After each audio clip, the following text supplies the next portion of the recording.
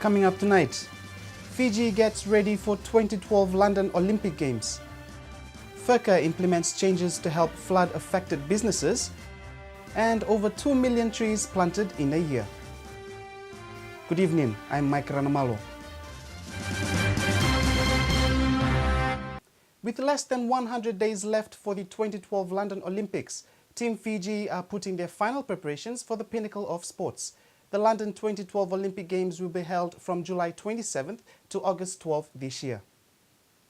In July this year, 18 athletes will be doing Fiji proud as they represent the country at the 2012 London Olympics. The London 2012 Olympic Games will be held from July the 27th up until August 12th of this year. The athletes are taking part in events like archery, athletics, judo, shooting, swimming and even weightlifting. Team Fiji chef de mission Chris Yee says government, the various sporting federations and the athletes themselves have sacrificed a lot to qualify for the London Olympics. Sports itself, what has happened is that we need to come to a changing phase of understanding what the Olympics is all about. What happens is that we've got to get away from this arena of knowing the Pacific and the Oceania region, and we need to focus on the Olympics. We can do it.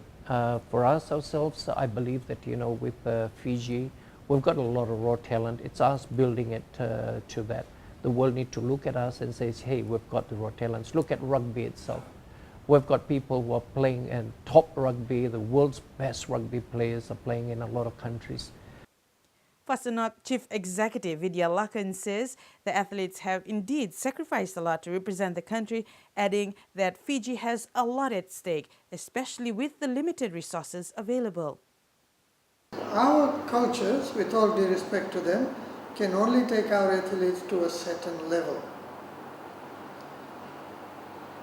But beyond that, we have to look elsewhere.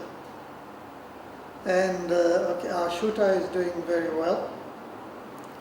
He is competing, he's based in Australia, he's contesting or competing in Australia. He goes to Asia and all that. But he has a coach who is based in the States. They're mates, they're quite constant contact with one another, and periodically the coach and the athletes meet to discuss. Mainly that happens at events. Then we have a judoka who is based in Japan. He is training under Japanese coach. The lady judoka, we've sent her to Northwest London, and she's based there, training with a former British judo coach. And she also goes to European Championships. That's happening. For our archer, we haven't got a coach here, so we, at the present time, are in discussion with the Koreans and the Chinese National Olympic Committees to see if our athlete can go and train under their coaches. Investing in children is the best investment Fiji can make. That was the message delivered by the Permanent Secretary for Strategic Planning and National Development, Peter Weiss, at the launching of the Atlas of Social Indicators of Children in Fiji, prepared by the United Nations Children's Fund in Suva. Urban and rural disparities are most prevalent amongst children, with those in urban areas experiencing better access to education, health and other facilities. This, in turn, translates into real differences in children's survival and well-being.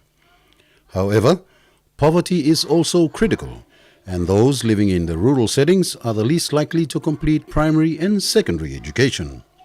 While significant progress has been made by the Fijian government, Permanent Secretary Weiss believes that certain improvements are needed to ensure that we as a nation progress further.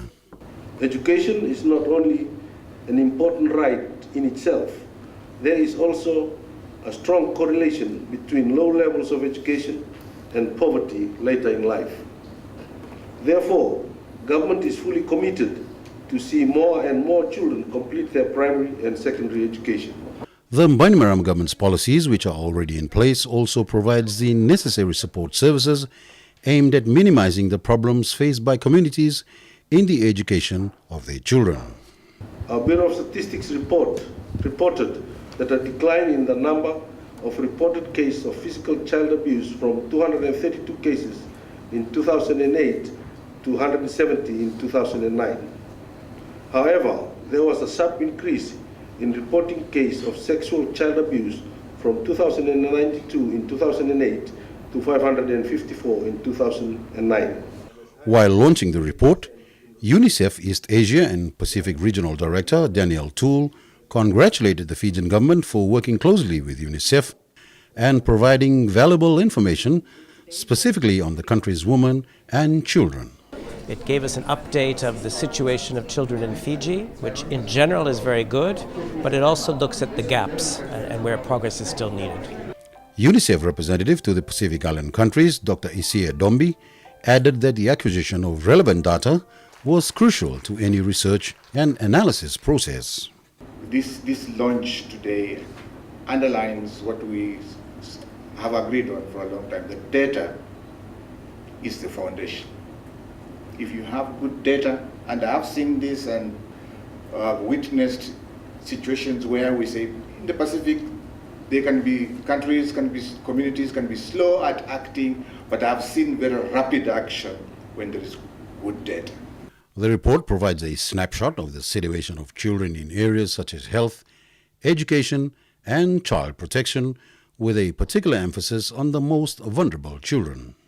The government of Fiji has done very well. If we look at infant mortality, maternal mortality, access to health, immunization, Fiji is leading the way with 95%, 85%, really, really good numbers.